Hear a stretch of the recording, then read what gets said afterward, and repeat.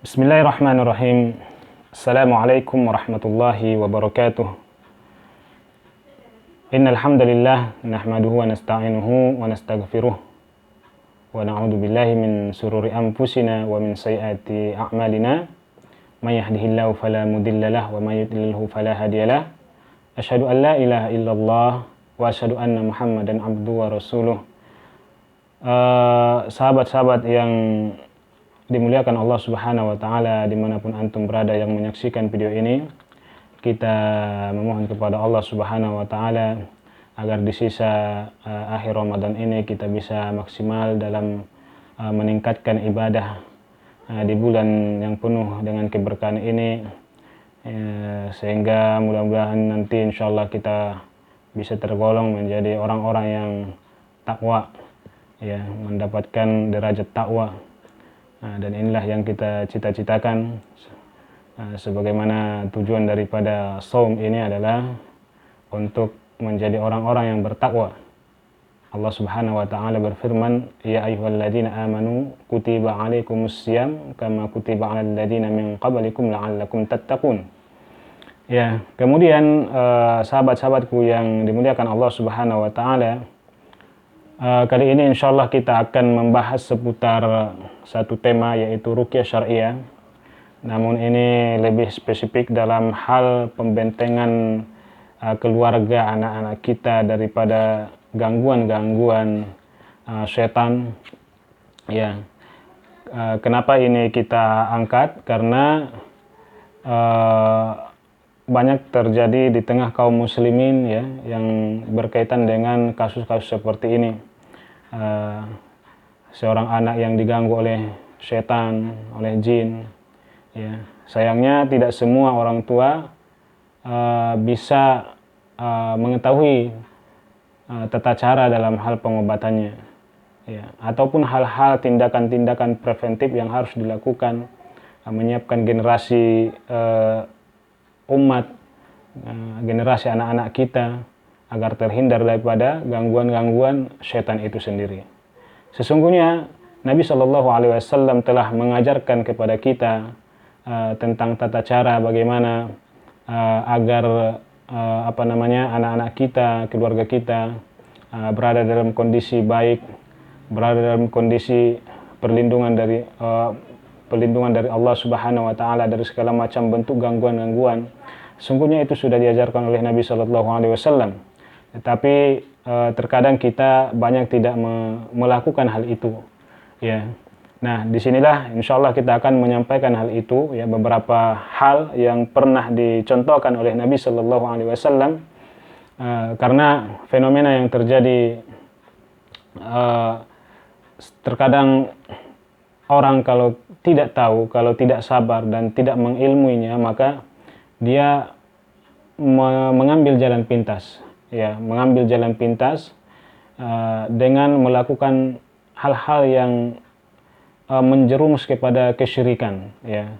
Terkadang dia ingin anaknya menjadi seorang yang baik nanti, dilindungi dari setan, anak kecil, tapi dia melakukan satu kesalahan dalam hal dalam hal perlindungan terhadap anaknya itu. Bahkan kesalahan itu bukan kesalahan yang main-main, kesalahan besar. Terkadang tradisi-tradisi di kalangan masyarakat itu masih banyak, ya, masih banyak yang mempercayai, misalnya ketika anaknya lahir, kemudian dia membuat gelang-gelang, yang mana gelang-gelang itu ada tali-tali benang berwarna-warni, ya, kemudian dia anggap itu nanti bisa melindungi anaknya daripada gangguan-gangguan setan, ya. Ini merupakan suatu kekeliruan, ya, yang dilakukan oleh sebagian orang, dan ini sangat fatal sekali, bisa menjurus kepada kesyirikan, yang mana kita ketahui bahwasanya kesyirikan itu merupakan dosa yang sangat besar. Karena pernah suatu ketika Nabi Shallallahu Alaihi Wasallam melihat gelang dari kuningan di tangan seorang pemuda. Kemudian Nabi Shallallahu Alaihi Wasallam bertanya, "Ma hadhihi, apa ini?" Kemudian pemuda itu mengatakan, "Minal wahina." Ini untuk melindungi dari penyakit. Kemudian Nabi SAW bersabda, "Lepaskanlah, karena sungguhnya itu tidak akan melindungimu, ya. Inji'ha fa innaha la tajiduka illa wahna." Lepaskanlah, karena sungguhnya ia tidak menambah kepadamu kecuali kelemahan, kata Nabi SAW. Kemudian Nabi SAW melanjutkan, seandainya barang itu masih ada padamu, kemudian seandainya kamu mati sementara barang itu masih ada padamu, ma'aflah ta'abada, maka kamu tidak akan beruntung selamanya, kata Nabi SAW. Berarti hal ini bukan suatu hal yang main-main. Ini suatu hal yang serius bagi kehidupan kita, karena ini berkaitan dengan akidah. Ya, akidah itu suatu hal perkara yang besar. Ketika kita tidak memperhatikannya, ketika kita tidak menjaga diri dari rusaknya akidah, maka ini suatu hal kecelakaan yang besar bagi kehidupan seorang manusia. Maka inilah yang harus kita hindari agar kita terhindar daripada itu. Jadi jangan lagi nanti ada orang menganggapan saya kasih kalung kepada anak saya, ya, sehingga nanti dia terlindung dari setan dan sebagainya. Itu tidak ada. Itu merupakan bentuk kesyirikan, ya, dan itu sangat fatal sekali dosanya. Allah Subhanahu wa taala berfirman, "Innallaha la yaghfiru ay yushraka bihi wa yaghfiru ma duna dzalika liman yasha." Sungguhnya Allah tidak mengampuni dosa karena mempersekutukannya, dan Dia mengampuni dosa selain itu. Ya, kalau syirik ini tidak akan diampuni oleh Allah Subhanahu wa taala. Tapi dosa-dosa yang lain masih ada potensi untuk diampuni oleh Allah Subhanahu wa taala. Ya. Jadi jangan sekali-kali kita mendekati syirik ini. Ya. Nah, kaum muslimin yang dimuliakan Allah Subhanahu wa taala, dalam kaitan ini, ya, dalam hal perlindungan anak-anak keluarga kita daripada gangguan-gangguan setan ini, sudah diajarkan oleh Nabi SAW sebagaimana yang saya sampaikan tadi, ya. Bahkan sebelum anak lahir, ya, masih dalam proses ikhtiar, ya, untuk menghasilkan anak itu, ya. Sesungguhnya Nabi SAW sudah mengajari kita, yaitu yang mana hal ini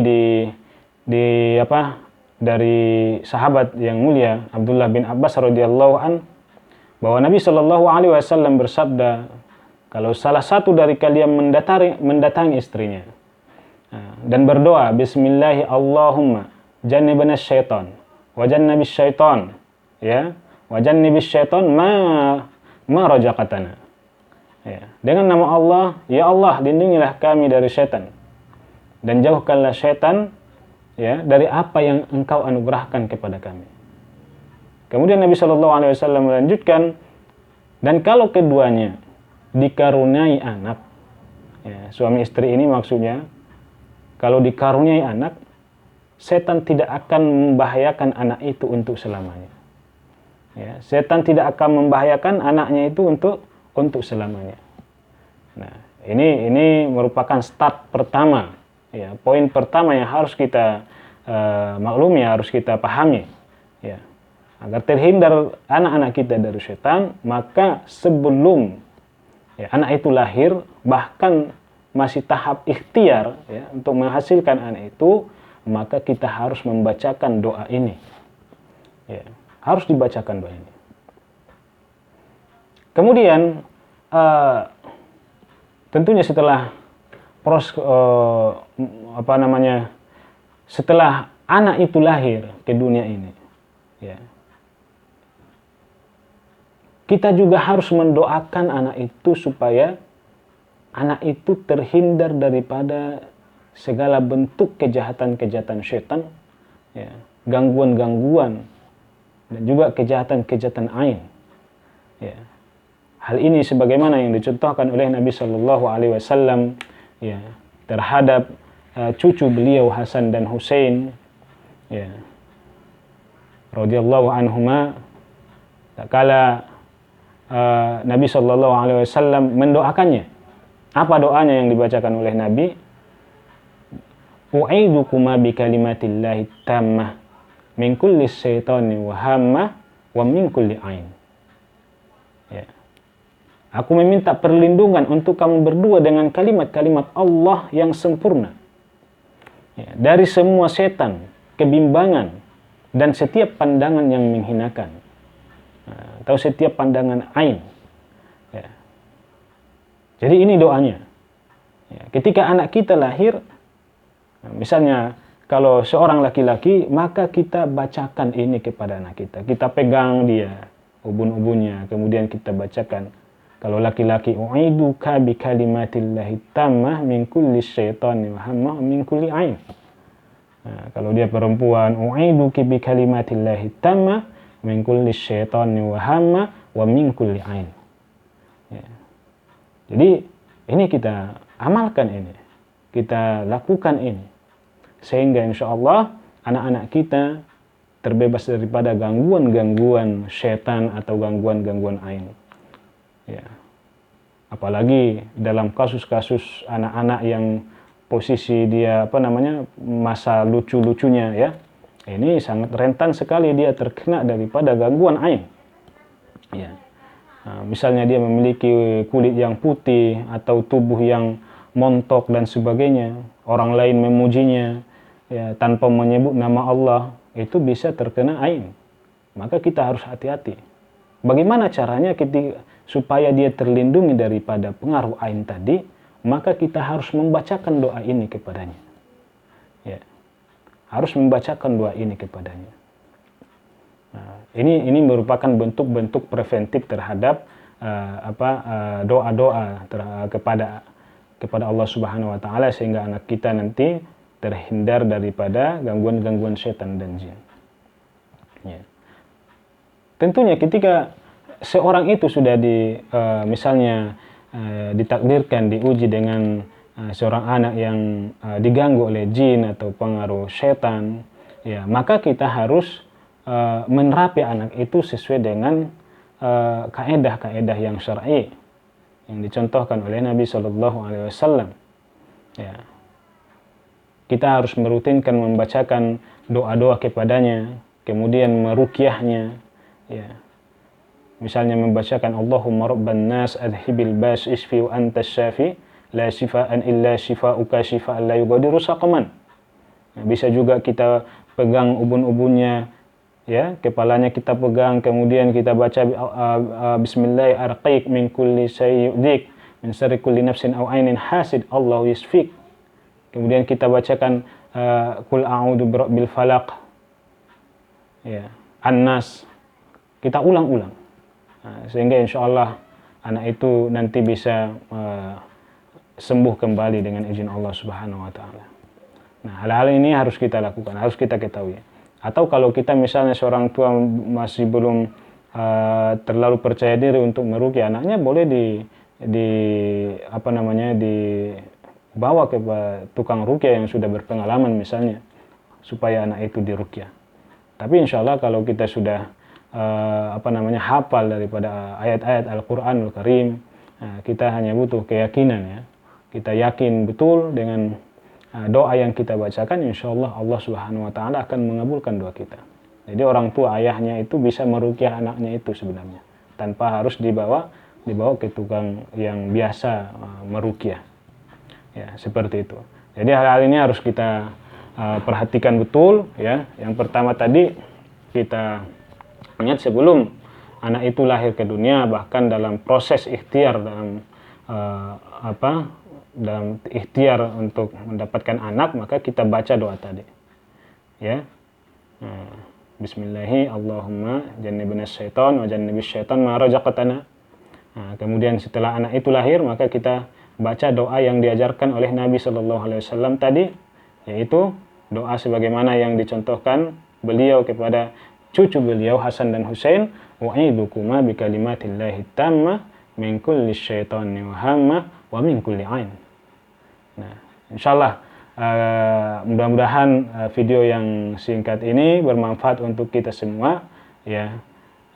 Dan kita berharap memohon kepada Allah Subhanahu wa taala agar kita senantiasa diberi kekuatan untuk menjalankan sisa Ramadan ini ya dengan sebaik-baiknya, dengan penuh kebaikan ya, amal-amal soleh insyaallah. Mudah-mudahan Allah Subhanahu wa taala menerima segala amal kebaikan kita.